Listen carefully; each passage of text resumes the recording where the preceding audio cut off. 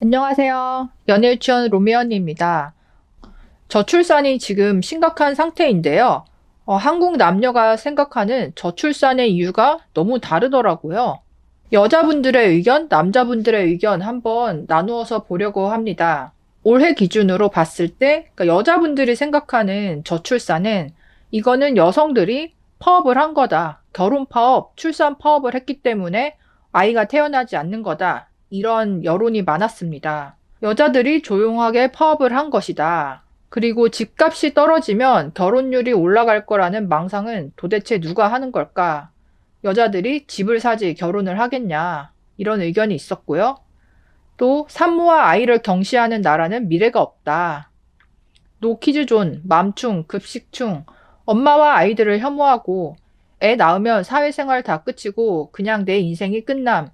정말 돈 많은 사람들 빼고는 어찌어찌 낳고 열심히 살아봤자 상속세니 뭐니 돈 벌면서 세금 다 뗀 돈을 또 강도마냥 다 뺏어가고 뭔 재미로 살아. 발전하는 맛이 있어야 하는데 아무리 뺑이 쳐도 힘든데 경제적인 부분에 대해서 그러니까 이유가 있다는 거죠.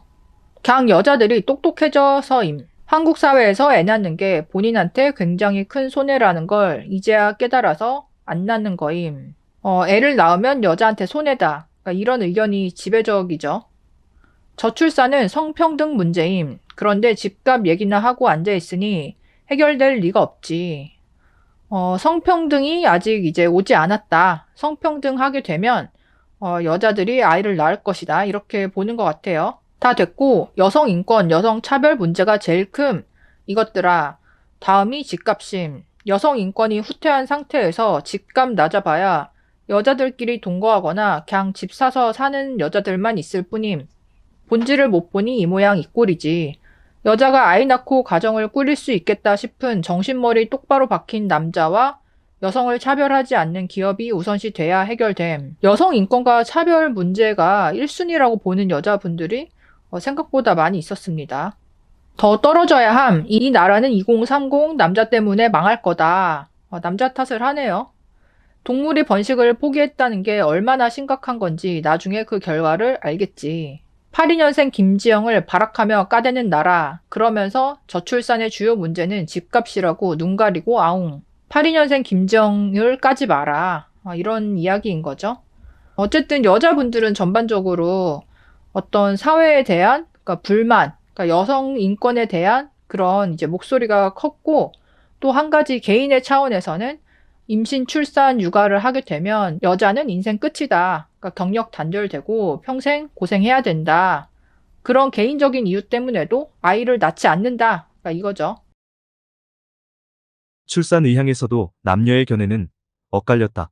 20세에서 39세 미혼 응답자 중에서 자녀를 낳을 의향이 없다고 답한 비율은 47%다.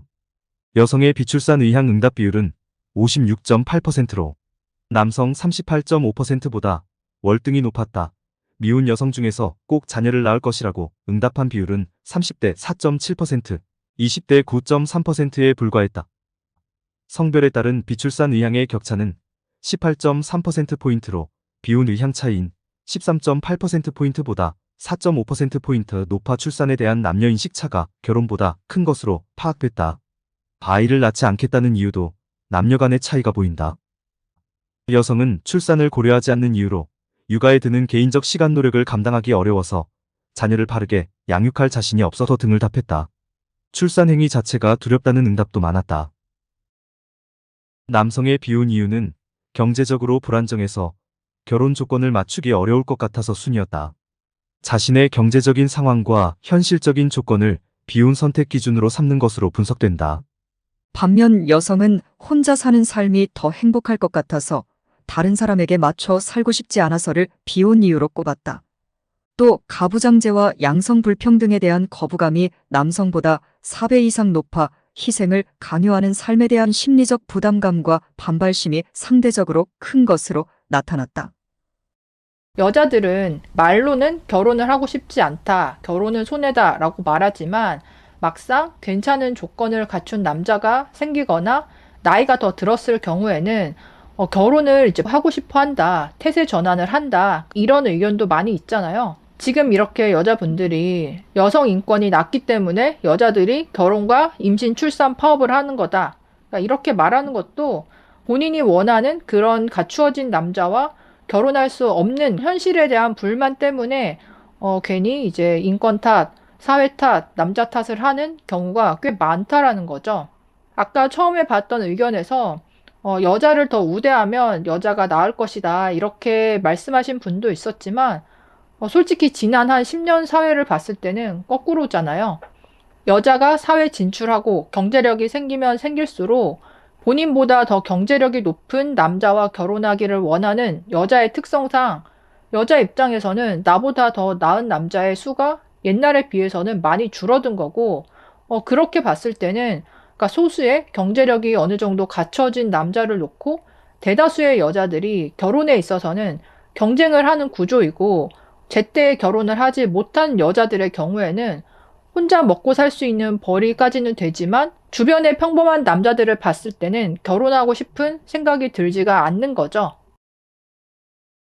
신혼집에 관해서도 남자분들의 경우에는 내가 신혼집을 마련할 만큼 준비가 되지 않았기 때문에 아직은 결혼을 못하겠다. 그러니까 이렇게 생각하는 경향이 있다면 여자분들은 경제력이 평범한 남자와 결혼했을 때는 지금보다 더 열악한 주거 환경에서 신혼을 시작해야 되잖아요.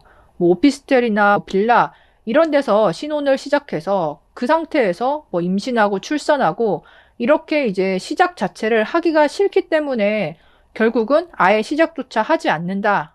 이렇게 나가는 분들이 요즘에 대부분이기 때문에 결국은 이 부동산 문제라는 게 남자 입장에서는 내가 못 사서이고 여자 입장에서는 해오는 남자가 내 주변에 없기 때문에 뭐 이렇게 보이기는 하거든요.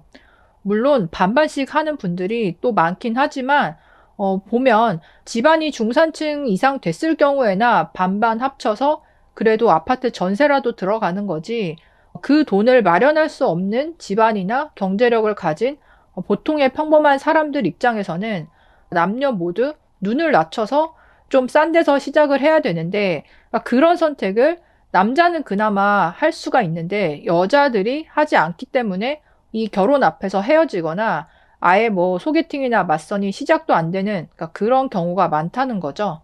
어쨌든 저출산의 문제는 사회가 변화하면서 생길 수밖에 없는 과정인데요. 여러분은 저출산의 원인이 진짜 뭐라고 생각하시나요?